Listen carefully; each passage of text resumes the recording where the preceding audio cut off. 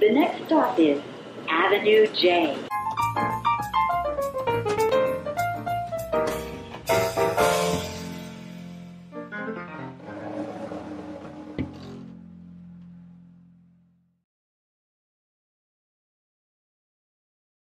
The joke goes like this. It's the 1920s, and an American family takes their young son, and realizing that the opportunities for advanced learning are somewhat schwach here in the United States at that time, they ship him over to Eastern Europe and have him study in some of the great rabbinical seminaries there. And he spends 6 months there. He comes back to America. He visits with his parents, and they say, "Nu, what did you see?" And he says, "Oh, you know, it was amazing to me. I saw so many things. I saw people who believed so many different things than us. I saw a Jew who was an atheist, a Jew who was a Zionist, a Jew who was a communist, a Jew who was a socialist, a Jew who was an artist. I saw so many of these people." And the parents said, "So what's so surprising?" He says, "They were all the same person." Okay. In many ways, that does say a lot about who Rav Kook was, and as we shall see over the course of the next 49, 50-odd minutes. I have a little bit of housekeeping to inform you of what's coming up for the next couple of weeks, so let's just go over that quickly. First of all, we are very grateful to our sponsors. As you probably know, if you've gotten the irritating emails, we believe very strongly that these lectures should be made available free to the community, both live here, and I'm very grateful for your presence here, but also on the internet, where they have actually a huge following, thank God. But the real point of doing this is that we want to support our students. So we have a fund for Jewish student scholarships here at Avenue J, and we encourage people to sponsor lectures, which helps out the scholarships that I'd like to offer our brilliant students. So we have 3 sponsors for today's lecture. Mr. Paul Shaviv, who was expected here tonight. He's been a long-time follower of these lectures. He's stuck in traffic, but maybe we'll see him when he comes in, and we'll embarrass him with a big round of applause or something. It's in memory of Dr. Yishai Shachar. We also are grateful to Ms. Sharon Byers, who has dedicated this lecture to Homer Byers. And finally, Ms. Pat Elvin, who is also a longtime follower of these lectures online. And one of the things I like about Ms. Elvin in particular is that many people, watch the videos and then they like them, which is always nice. You see the little likes appear on your screen, and I get a little burst of oxytocin, which is a brain chemical that keeps us going back to Facebook time after time.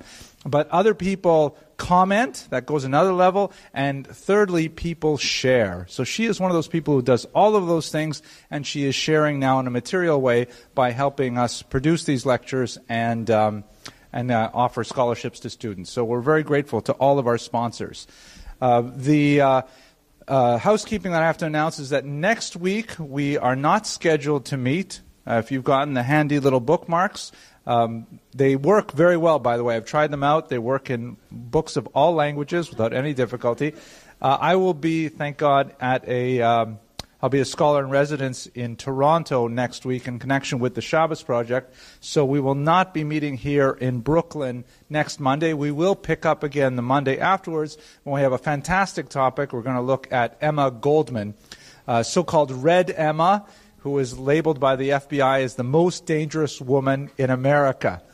And finally, for those of you who are in the Five Towns area, I have a small lecture series that's going to look at it's going to be a little bit more advanced, I think, in terms of the content, a little bit more sophisticated for people who have already spent a lot of time in these types of classes, looking at 3 rabbis who were criticized bitterly in their lifetimes, who later went on to create major influences in Jewish history as a whole. Specifically, we're looking at Maimonides, Rabbi Moshe Chaim Luzzatto, and today we're looking at Rav Kook, so it overlaps there. Okay, that's it for the housekeeping. Why don't we go straight to the lecture itself then? So, Rav Kook, an incredibly important individual in 20th century thought. He is known, of course, most famously as the Ashkenazi chief rabbi of Israel, the first chief rabbi of Israel under the British Mandate authorities, and he had a major influence on the political direction of the Israeli polity. He also had a major influence on the nature of Israeli thought and Jewish thought worldwide. As we shall see, it was a representation of a unique blend of Kabbalistic and Mitnagdic and Musardic trends within his one syncretic kind of worldview, which was really quite appealing and continues to have a lasting impact to this day. His years are 1865. He was born in the northern part of the Pale of Settlement. I'll show you a map shortly. And he died in Jerusalem in 1935. As I like to say, none of these lectures have anything original whatsoever in them. They are completely derivative. I've relied very heavily on two biographies. One is the rather amazing biography of Rav Kook by Yehuda Mirsky, which appeared in the Yale Jewish Lives series. Definitely very worth reading. And I also had the pleasure of reading the scholarship of Jacob B. Agus, who a scholar from a previous generation who published a work on Rav Kook entitled Banner of Jerusalem in 1946. It's written in a very rich and evocative prose, which is characteristic of that era of scholars. People like Cecil Roth also wrote like him. And as far as I'm concerned, anyone who was publishing in Jewish history in 1946 is a hero into his own right. So I was very grateful to have the opportunity to see these somewhat different views of Rav Kook, but they have enriched my understanding and hopefully yours as well. So those are the basic sources for tonight. The rule is nobody is allowed to ask any hard questions, and I'll go straight to the material then. Okay, so Rav Kook was born in 1865 in the Russian Empire. This was an unusual and very special time, which ironically seems to have repeated itself in terms of the Weltanschauung, in terms of the Zeitgeist. Very good word. If you were undergraduates, I would write it on the word. Zeitgeist means the spirit of the times. It was characteristic of what Turgenev, the novelist, called the period of fathers and sons, the title of one of his most famous works, because there was an incredible gap between two generations in the 1880s in particular. This certainly affected the Jews, perhaps even more than it affected Russians, Ukrainians, Latvians, and so on. This was a period of tremendous technological change, but more significantly, social change, political change. There was a tremendous upheaval in the former Russian Empire at this time, as for the first time in literally centuries, sons were turning their backs on their father's way of lives, challenging them in so many different ways. To look at it from the non-Jewish perspective, this was the era when serfdom was seriously challenged. That is something that hadn't happened in almost 1,000 years. And one of the tsars in the middle of the 19th century had finally emancipated the serfs, although in many ways it was an emancipation that paralleled the emancipation of the slaves in America, which was not entirely successful for many reasons, but beyond our topic today. For the Jews, it represented, oh, and by the way, with the emancipation of the serfs came a lot of challenges to governmental authority, ultimately resulting, of course, in the abortive revolution of 1905 and the successful revolutions of 1917 that brought the Soviet Union to power. For Jews, it was even more significant because particularly in the under the impact of the 1881 pogroms that we discussed briefly last week when we talked about Jabotinsky, there was a tremendous challenge to rabbinic authority that sometimes expressed itself as a Zionist impulse, sometimes expressed itself as a socialist impulse, sometimes expressed itself as an assimilationist impulse that could be expressed either in the Russian Empire itself, as Jews chose to nominally convert to other faiths, particularly Christianity, or they chose to come to America and famously threw their tefillin overboard as they were approaching Ellis Island. So there are all of these tremendous challenges of fathers to sons. I would hazard a guess that many of us in this room are the descendants of those children who challenged their fathers, those who came particularly in the Great Wave between 1882 and 1928. And we are in many ways trying to pick up the pieces of that Kulturkampf that existed in the late 19th century. The reason why I mentioned earlier that it's kind of got a parallel in the 20th century is if you think of the hippie era, the 1960s and 1970s, the age of Aquarius, the tremendous challenging, the technological and social revolution associated, for example, with the development of psychotropic drugs, the reliability of modern contraception created such tremendous social changes that were unheard of for generations prior, resulted in a very different society in the 1980s. Similarly, we have this happening in the time of Rav Kook's period in the late 19th century. Among the Jews, there are three basic groups, three basic kind of rooted groups within the Russian Empire. These were the Hasidim, the Misnagdim, and the Maskilim. I'm sure many of you are broadly familiar with these various groups, but let me take a minute to just give you thumbnail definitions of them so that we can all be on the same page. The Hasidim are primarily an 18th century phenomenon, a reform movement within Eastern European Judaism that rebelled against the rather, let's say, I'm looking for a fancy word for dry acerbic intellectualism of the northern regions, the Lithuanians. The Lithuanians, who were justly aghast at some of the innovations that the Hasidim had brought to the table of Judaism, opposed these reforms, and so they called themselves the Mitnagdim, the opponents. And they retreated within the four walls of halacha as understood by their great sage, the Vilna Gaon.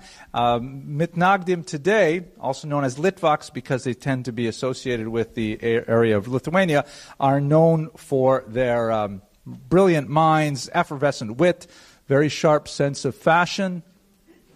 Right? But they had a really massive falling out. The Lithuanians and the Hasidim fought over 100 issues up until the beginning of the 19th century, when they realized that both groups were facing a much more serious challenge that was coming from Western Europe, and these are the so-called maskilim, from the Hebrew word haskalah, which is in turn a translation of the German term Aufklärung, or enlightenment. And the Enlightenment, which emanates from northern Germany, the principal proponent, of course, is Moses Mendelssohn, argued that Jews should modernize. Jews should learn the vernacular of the country. Jews should adopt the dress of the surrounding society. And the Haskalah frequently descended into outright assimilation. The point of the Haskalah, particularly in the second generation, was to achieve political emancipation, particularly within Germany. And unfortunately, in many cases, that desire for political emancipation expressed itself in a rather slavish imitation of German norms in an attempt to try and buy cultural respectability. So the Hasidim and the Misnagdim struggled with the Maskilim. So while the Hasidim and the Misnagdim may have been arguing about, for example, the correct time to pray the morning prayer or the correct way to slaughter a cow, in the West, they were saying, well, why should we pray at all? Or why should we keep kosher at all? So they realized that they had to form a united front against the Maskilim. Nevertheless, the Haskalah did make very, very broad inroads into Eastern European society. And so you have these three major intellectual groups of Jews interacting, conflicting with each other, often over the same Shabbos table during this tremendous period of fathers and sons, the 1880s through the early part of the 20th century. This is the environment in which Rav Kook grew up. He was a brilliant scholar from his youth. He was known as Der Griever Ilui. The Ilui means like the enlightened one, or the genius is a translation of it. What is the shorsh, the word Ilui? Anyone here know what the shorsh, the root in Hebrew? Eloi, from Allah, meaning to raised up. Yeah, so the elevated one. He was on a very, very high level. He was also known, and I'm going to turn to someone perhaps who knows Yiddish better than I, he was known apparently as der Kasoker Eloi, the cross-eyed Eloi.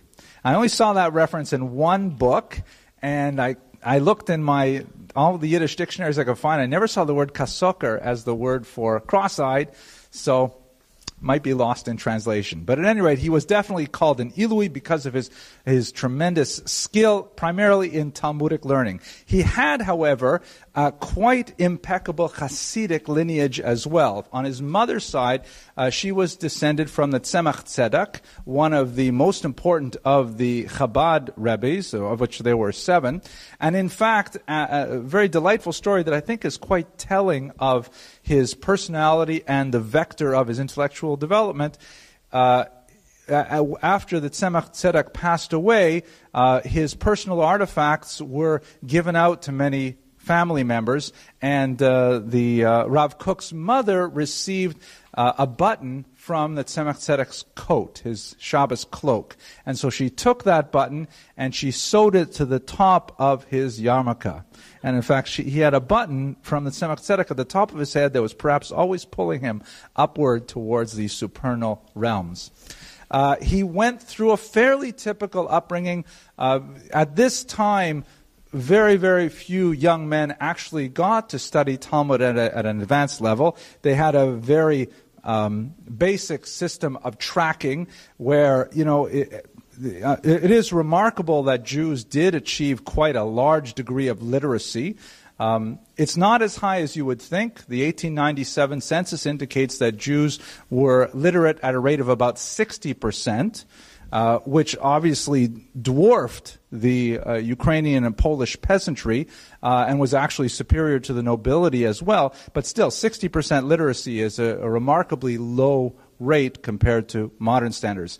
At any rate, after about 4 or 5 years of mandatory education for boys and quite often for girls as well, decisions were made as to how far they would go. And most boys, by the time they were 10 or 11, it was already decided as Shoin Genug, that's enough learning for you. You know how to pronounce the prayers in Hebrew. You know how to follow along Chumash. Maybe you know some Rashi, so that's enough for you. Now you're going to work as a shoemaker or a dairyman and so on. And only the elite could really afford, on an economic level, to continue in higher education. And even that, it was at tremendous penury.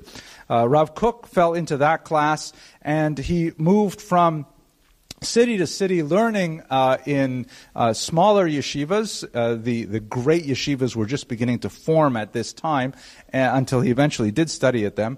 Often eating at different families' homes 1 day per week, with the kind of humiliations that go along with the lifestyle of a Talmid Chacham, of a Torah scholar. He was ultimately married to the daughter of a scholar, which did not improve his economic circumstances very much, but nevertheless he did have a very happy life with her.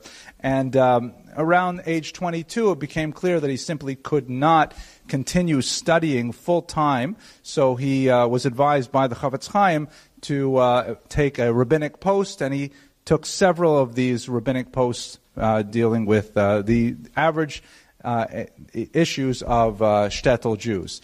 The major influences, by the way, this map, this is the Pale of Jewish settlement. This is the region in which Jews were allowed to settle in 19th century Russian Empire.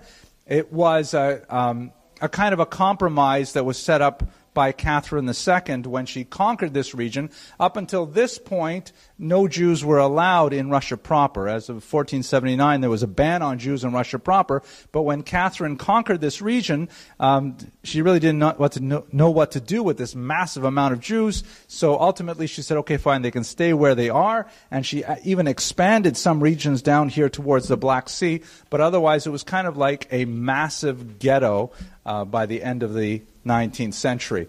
Huge concentrations of Jews, primarily in middle-sized towns called shtetlach, or shtetl, the singular, and significant populations in the larger cities like Kiev. Even though they were technically outside of the Pale of Settlement, there were about 60,000 Jews living illegally in Kiev. They wanted to build a wall around Kiev, but there was a huge political fight whether or not a wall would... Nobody gets my jokes. Okay, so we'll just go on. Someone gets it. Thank you. All right, so anyways, they're living there. Now, the northern part here is traditional Mitnagdic territory, with the exception of the Chabad Hasidim, who also come from the north. They're called the Litvischer Hasidim in some circles. And Hasidism proper is more towards right bank Ukraine here, right bank of the Dnieper River, and into central Poland as well.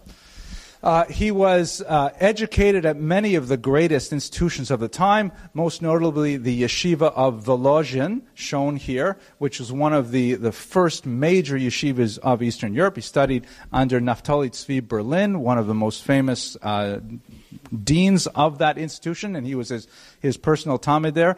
This was an institution where they maintained learning 24 hours a day.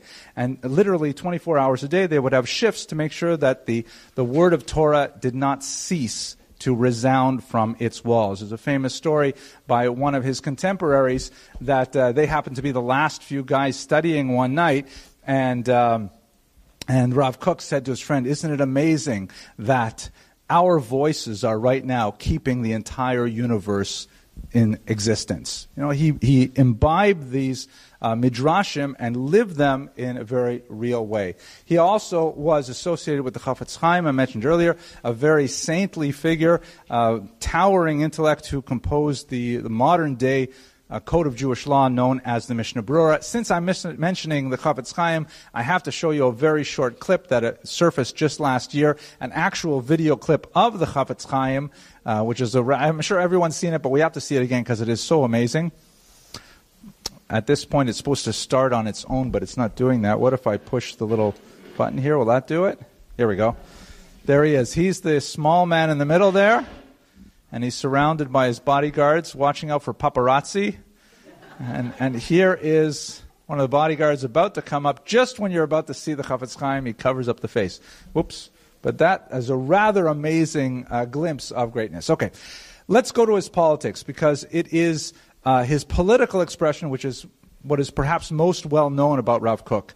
For those of you who were here last week when we talked about Vladimir Jabotinsky, I apologize. I'm going to have to use a little bit of this screen again. For those of you who weren't, I would encourage you to go back and watch that video on the web. Just skip ahead until you see something like this, because I give you a little bit more of a sense of who lives where. But just to give you a thumbnail definition here, the Jewish political spectrum is considerably more complicated than the American. The American is basically right to left, with capitalist views on the right, socialist views on the left. American politics tend to be quite close to the center by comparison to Eastern European Jewish politics. But there's another really important axis for Jewish politics at the turn of the 20th century, and that is the question of Doekite, here-ness. To what degree does a political party advocate remaining in the diaspora, developing Jewish life in Russia, America, what have you, or does it advocate moving to Zion? So in last week's lecture, we looked at, which political parties occupied which of the quadrants. But I cheated you a little bit last week because I didn't want to overwhelm you. It's actually more complicated. There's a third axis. Besides the X and the Y axis, there is a Z axis, or as they say in my homeland, a Z axis, that tracks the religious nature of the parties. So far, all of the parties that we talked about last week were fundamentally secular or even anti-religious. But now we have to discuss, obviously the religious Jews were the backbone of traditional society. They easily comprise the majority of Jews, depending on how you want to define religiosity. So what did they think politically? So there are two main parties that we should look at. The first one, and you have to imagine this line here is making this three-dimensional, right? It's the Z-axis out here.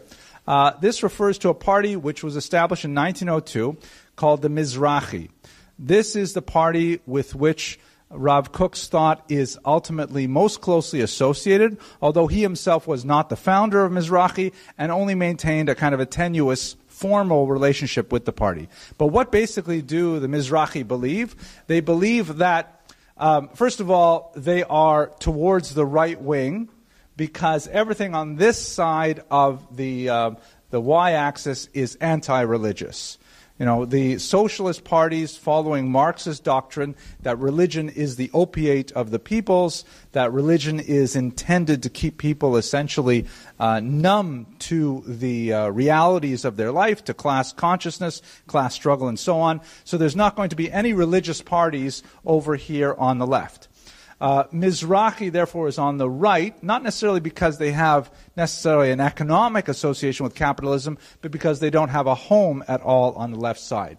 And Mizrahi essentially said that whatever political framework we set up, it must conform to two basic criteria. One is that it should be religious, or at least Judaism-friendly. And secondly, it should be in the land of Israel. The word Mizrach means east, and of course Israel was to the east, and prayers are said to the east and so on. So Mizrachi means eastward, like Kadima means both forward and eastward at the same time. Or at least means forward, so to speak. So Mizrachi was a political party that advocated both Zionism and Orthodoxy at the same time. I should point out, by the way, that the denominational developments that occurred in Western Europe were virtually unheard of in Eastern Europe. In other words, the Reform movement, known as the liberal movement that had evolved in the early 19th century in Germany, had very, very tiny representation in the Russian Empire. A temple, for example, in Lvov, which would be modern-day Western Ukraine, Lviv, and some representation in St. Petersburg, but basically no presence at all. The conservative movement, which was represented in the 1840s by a movement called historical positivist, had no representation whatsoever in Eastern Europe. If you were religious in Eastern Europe, it would be Orthodox. And if you wouldn't be caught dead in a synagogue, it would certainly be an Orthodox synagogue you would not be caught dead in. That was funny too, I thought. But the idea is that Eastern Europeans, they'd certainly adopted anti-religious attitudes, but they were not interested in any kind of compromise position, so to speak, like Reform and Conservative. They really were not options in Eastern Europe. So Mizrahi was an Orthodox party. That's basically synonymous with what they would have understood as a term for religion. Now, we can't just leave it there, because if you haven't spent much time in Eastern European or Jewish politics, this may come as a surprise, because it seems so universally accepted in the early 21st century. But the concept of Zionism was very hot and certainly not universally accepted, particularly by traditionalist Orthodox Jews. They eventually came to find their political expression in a party called Agudas Yisrael, the band or the Union of Israel, which was at its foundation, at very least, a non-Zionist party, and in some of its expressions, an anti-Zionist party. Why is this so? The reasons are complex, but there are basically two of them. The first reason is because all of the Zionists that were advocating Herzl's platform, for example, certainly Jabotinsky, Poale Zion, all of these parties, were either non- or anti-religious. They were, for the most part, highly secular. It's not until really you get to Begin in the 1970s that you find a Zionist leader who has any outward sympathies for traditional Orthodox Judaism. And so many of the traditionalist Orthodox looked at the Zionists as free thinkers, as apikorsim, heretics, and so on, and were wary of having any kind of association with them because they were such a secularizing movement. It's also important, we don't have time to go into it in great detail, but it's important to really think for a second, to realize, because we're Jews and sometimes we tend to be ethnocentric about things, I don't know, we tend to view our own political movements, in my humble opinion, in isolation. But if you step back and you look at the Slavic nationalist movements of the 19th century, we are moving in lockstep with what virtually all the other non-titular nations of Eastern Europe are exploring.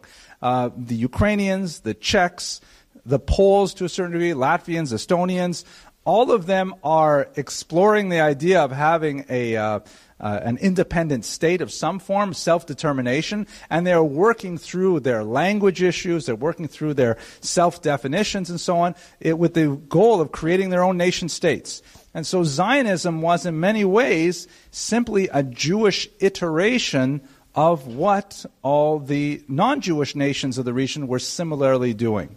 It seems strange because, and there are definitely some idiosyncrasies. I mean, Zionism is an amazing phenomenon that you have a people that is essentially stateless for 2,000 years, somehow regaining a country and a language. It's unheard of. It is, I have to sort of suspend my disbelief because as a historian it would be hard to do anything but go straight to shul and to eat lots of kosher Chinese because it's such a phenomenal thing that the state of Israel was reestablished after such a long time. But nevertheless, it is basically following the same kind of motions of the other non-Jewish nationalist movements of the 19th century. And as a result, many of the traditionalist Orthodox are looking at this with tremendous suspicion and saying, why should we associate ourselves with these heretics? It's really not appropriate for us. On another level, on a theological level, and it's hard to say, by the way, which of these two reasons is really primary. But on a theological level, there's a question as to the very propriety of creating a state, a modern nation state in Israel, particularly if it's not a theocracy. Because for 2,000 years, the Jews had lived with a civic myth, meaning the myth, not the word myth in the sense of an untruth, but in the sense of a belief system that was self-ratifying, that the Jews were exiled from their land in the first century as punishment for their sins, gossip and bloodshed and so on. And they were forced to remain in exile to expiate the sin of that first century. They would only be allowed back when they had finally achieved kapara, achieved atonement, and under the leadership of a divinely appointed leader, the Mashiach, then they would be allowed to return to the land in peace. And that's the metaphor that Jews had taken deeply to heart and given them the strength to withstand persecution throughout 2 millennia. Because every time, a pogrom would happen or there would be some kind of attack on Jews, it could be placed into this belief system that this is the punishment for our many sins, and it would actually serve to harden Jewish resolve. Kind of like, as I'm sure you know, the metaphor, why is it that Jews eat hard-boiled eggs on certain sad occasions? And the metaphor is because the longer you boil the egg, the harder it gets. And so Jews view themselves in this sense as actually toughening up with persecution. God forbid, we would rather like to take it easy for a while. But the idea is that Jews had endured exile and its tribulations, and the idea of simply wiping that away, and as it were in a chutzpahdik way, with a sense of nerve and boldness and brashness to say to God, enough, that's a very challenging idea. And then to add insult to injury to say, not only is that enough, but we're not going to impose a state in Israel that is bounded by the laws of Torah. It's unheard of and very offensive to traditionalist-minded Jews. There were Jews, of course, for 2 millennia, it was always considered a very valuable thing and a very meritorious thing for a Jew to emigrate to Israel, to live in Israel. Just walking 4 steps, Dalet Amos, in the land of Israel is considered a mitzvah, a commandment into itself.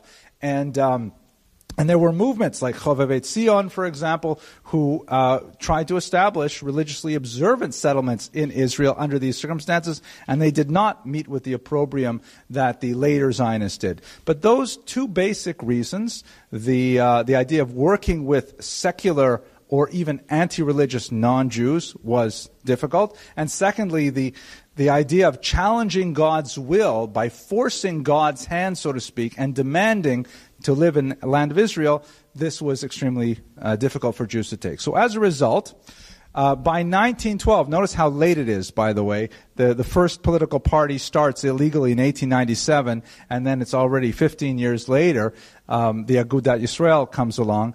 The Agudat Yisrael essentially formed itself as a response to all the other mobilization of Jewish political opinion. The traditionalist Jews, as it were, said, wait a second, the socialist Jews have a party, the Zionist Jews have several parties. We have to organize ourselves because it could be that there will be some democratic form of government, which in fact happened, for example, in Poland, the establishment of the Sejm at the end of World War I. And so the Agudat Yisrael was a kind of a reluctant response saying we're going to start a political party as a result. So this party obviously was in huge opposition to the Mizrahi, even though they were on the same axis of religiosity, and that's one of the reasons why Rav Kook was so challenging. So what about his thought? What was Rav Kook's thought? This is, by the way, a photograph of him at one of his multiple religious rabbinic postings before he moved to Israel. He had several influences on his life. As I mentioned earlier, he was steeped in the Misnagdic tradition, which emphasized traditionalist study of the Talmud, the Code of Jewish Law, and other texts like that. But he was also highly influenced by the Musar movement.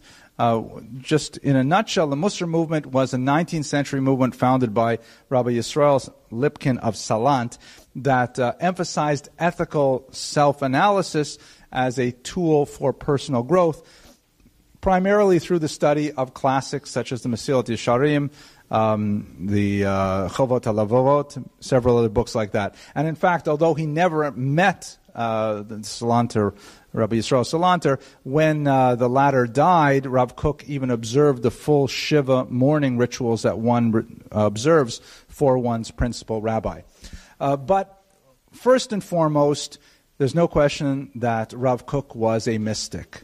He was deeply, deeply influenced by the Kabbalah and by the Hasidic interpretations of Kabbalah that had come to him through Chabad and other schools of thought.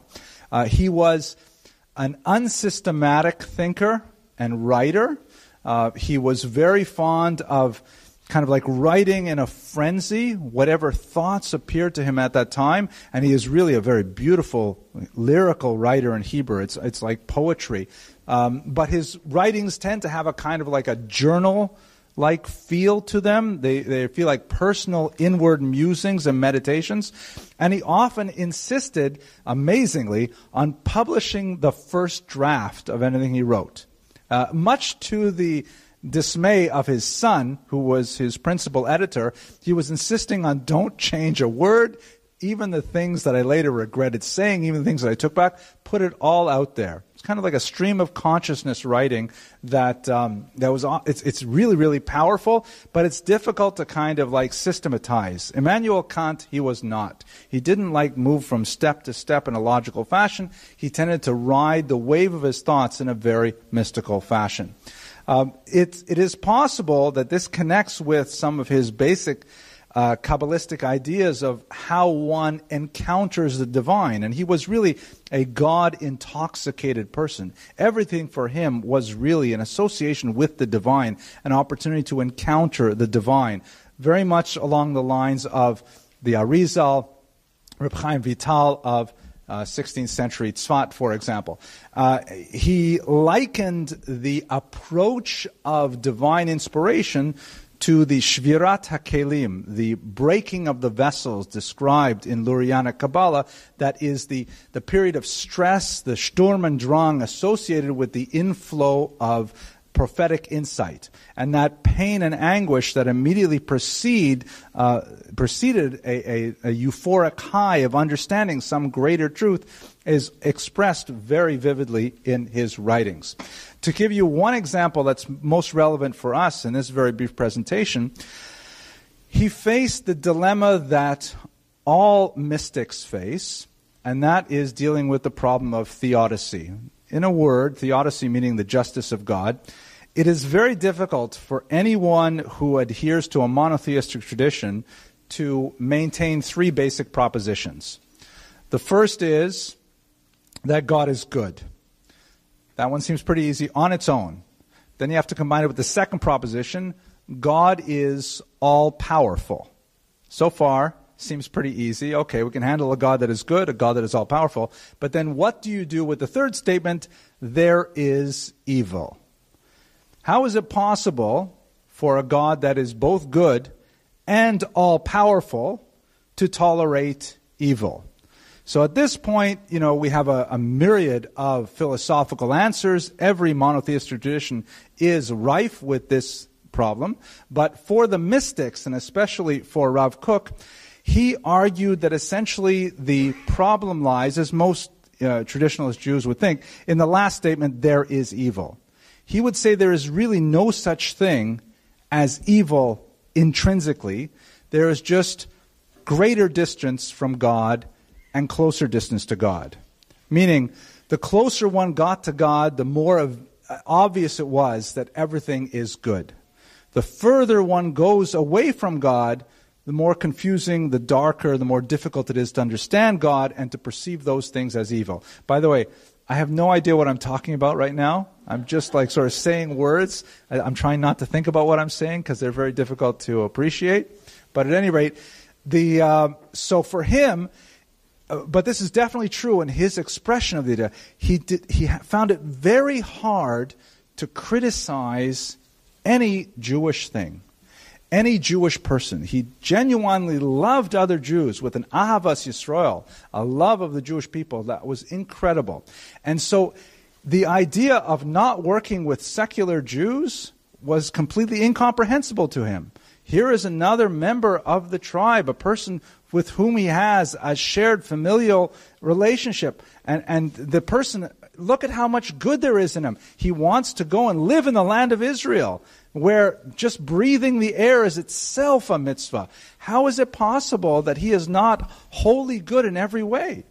And so therefore, unlike the traditionalists who would shun such relationship, he embraced them. He saw all these people. I was just reading Mesilas Yesharim. He says, the Ramchal says that we have to orient ourselves to God like metal shavings do to a magnet. You ever see a bunch of metal shavings on the ground and you put a magnet down, they all immediately snap to attention? So he saw every other Jew as a point of light trying to get back to its source. And so for him, there was no division with the secular Jews. And he wrote a very important essay immediately prior to leaving Europe, in which he argued that nationalism was a holy phenomenon. Very challenging idea, saying that the desire of these secular Jews, so far from the tradition, so far from traditional learning, who wanting to go back to Israel, who cares what kind of state they think they want to set up?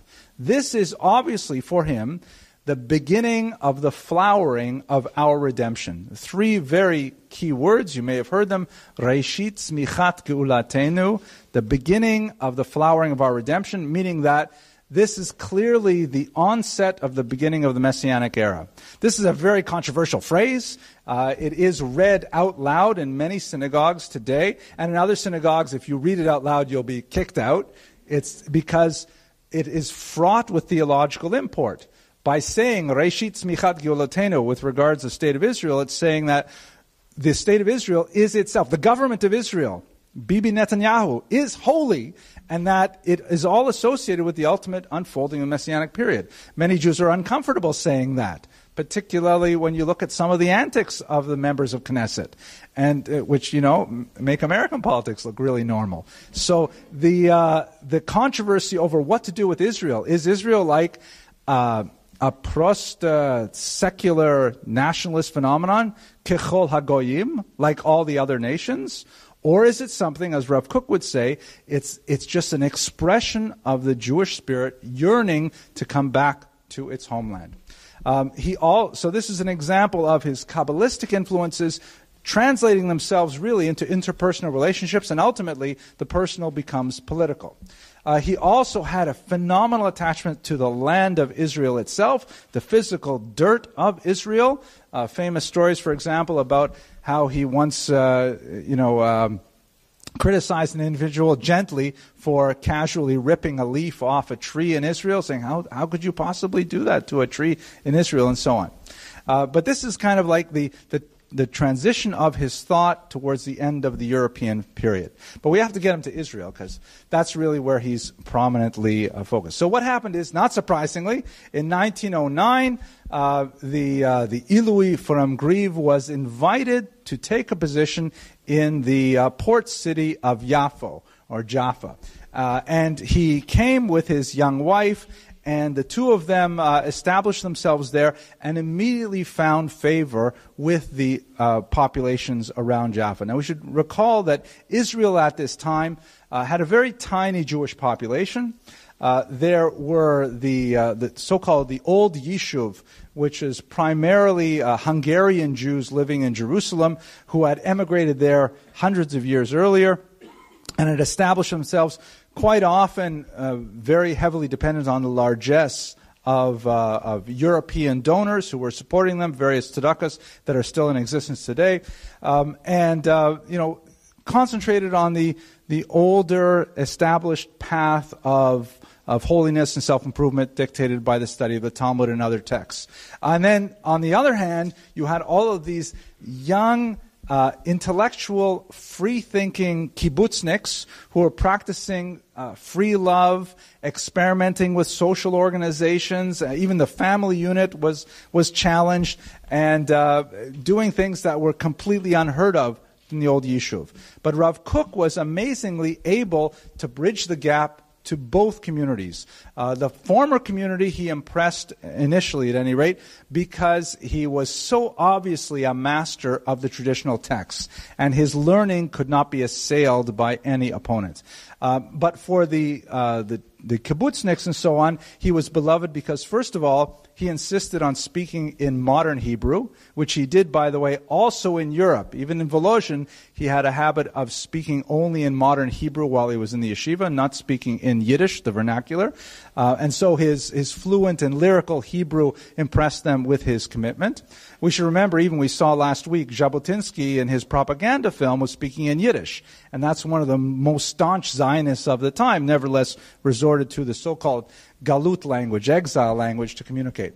So and furthermore, besides his Hebrew literacy, the fact that he clearly had such deep-seated love for these non-observant Jews immediately won over their favor as well. So when he was well poised to become a popular and populist leader of the Jews at the beginning of the 20th century.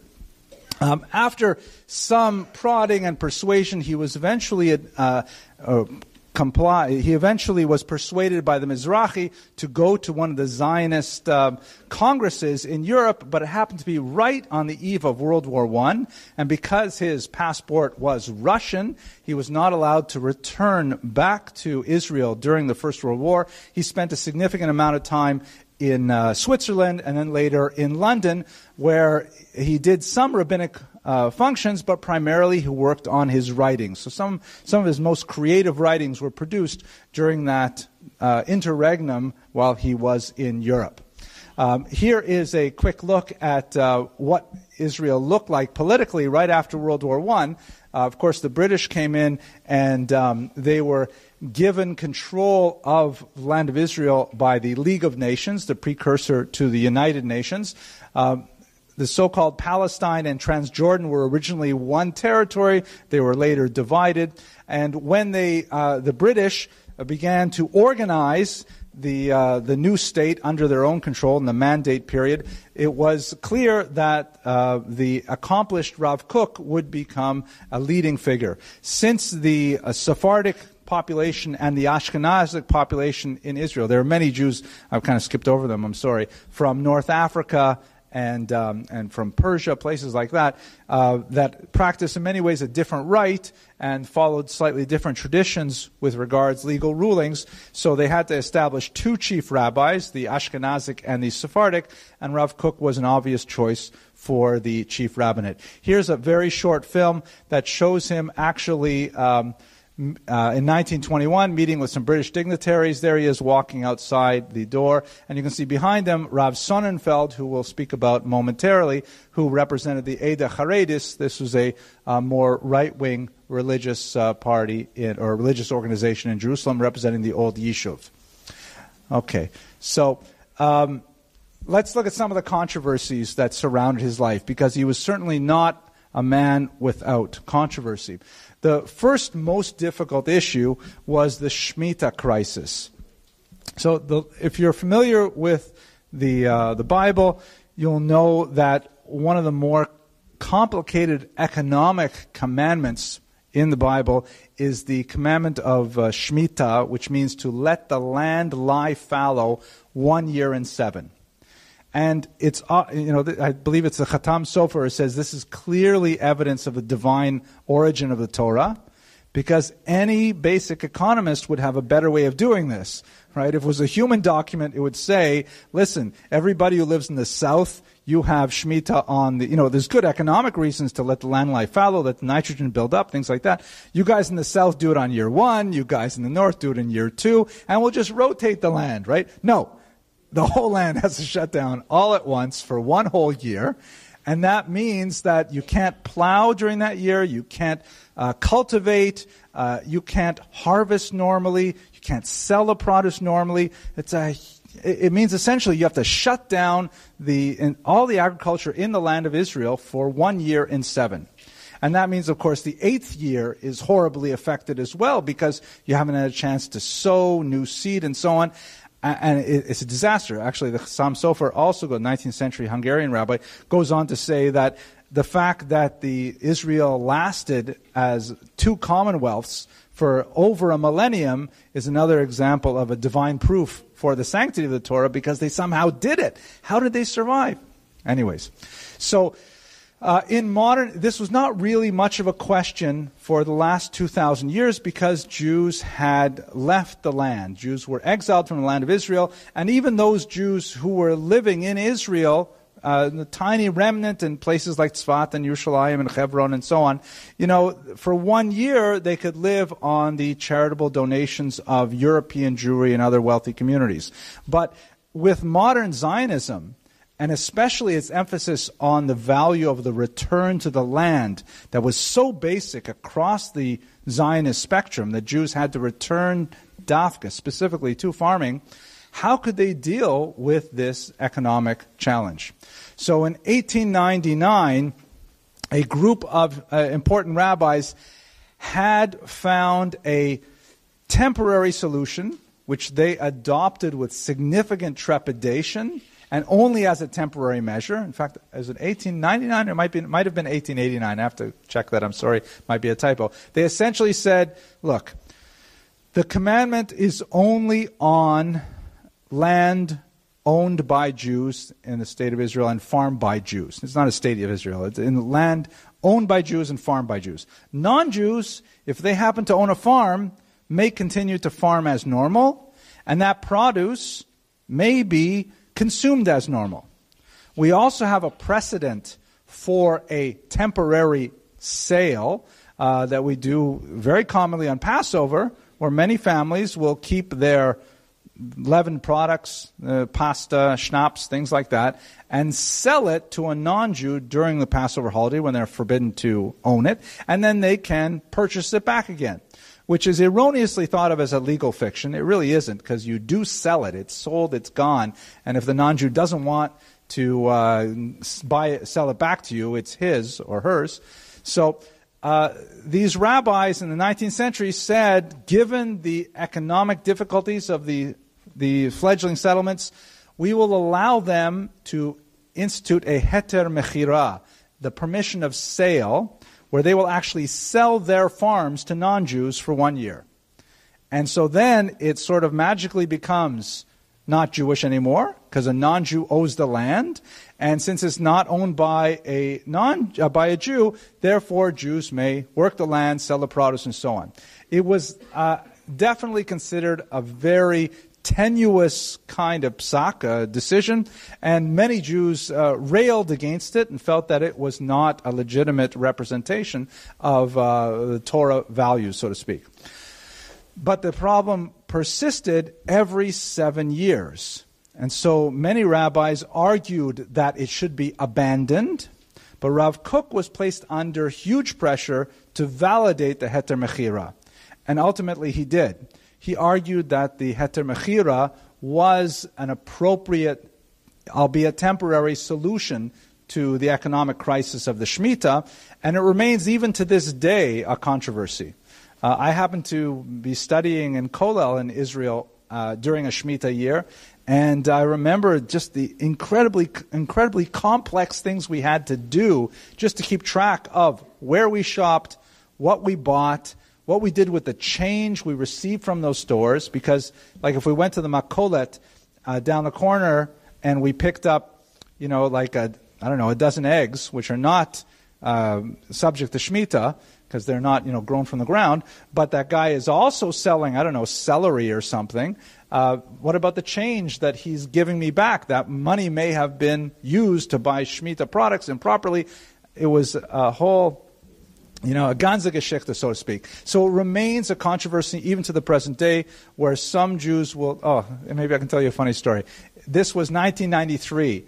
The year of the Oslo Accords, a lot of controversy over the peace plan in Israel and so on.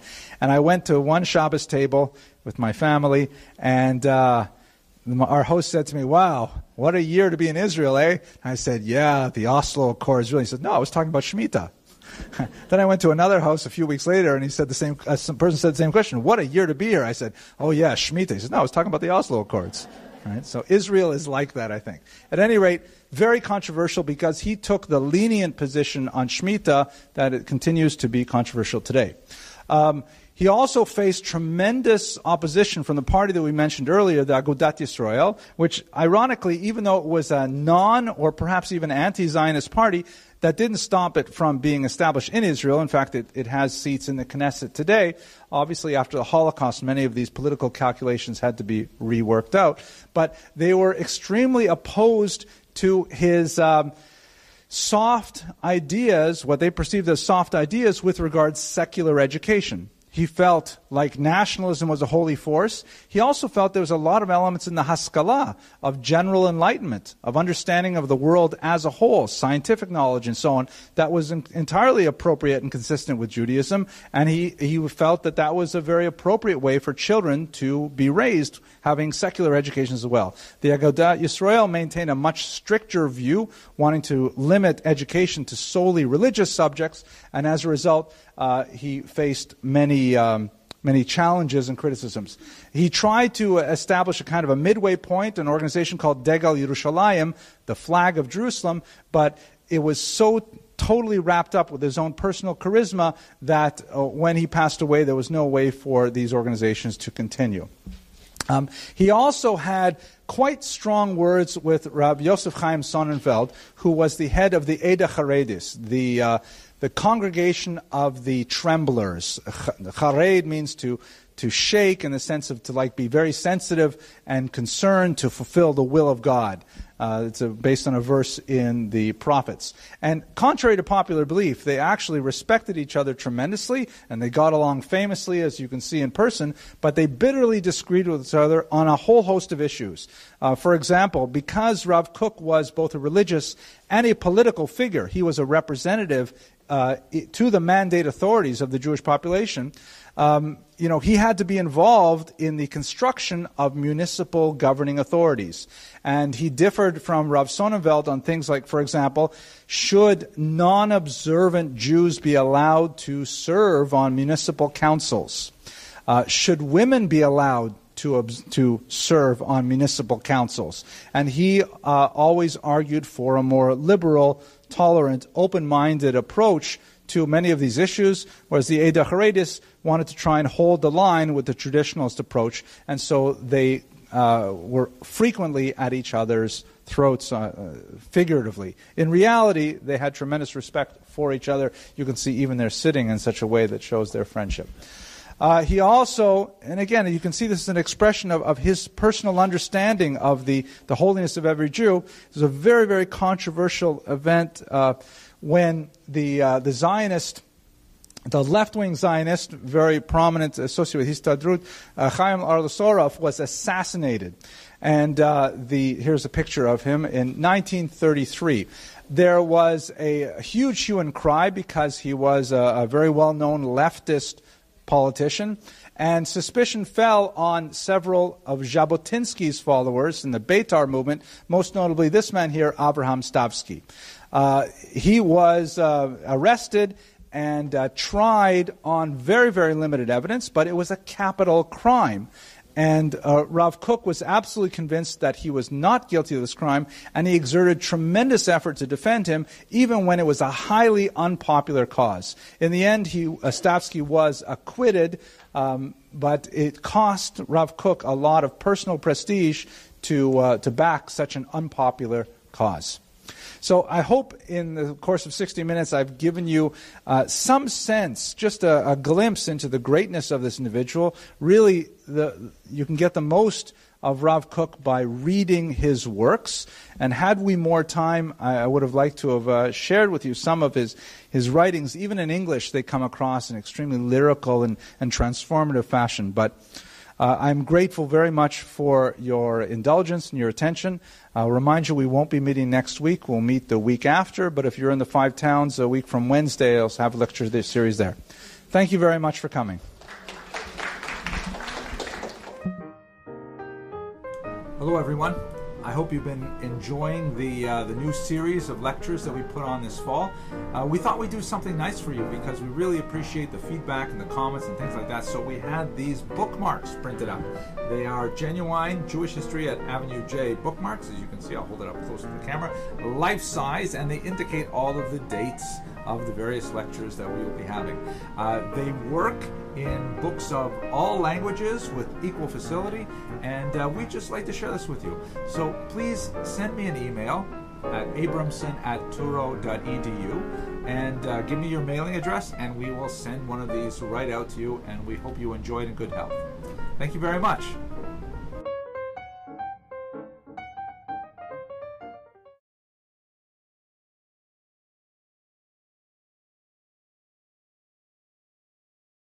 Stand clear of the closing doors, please.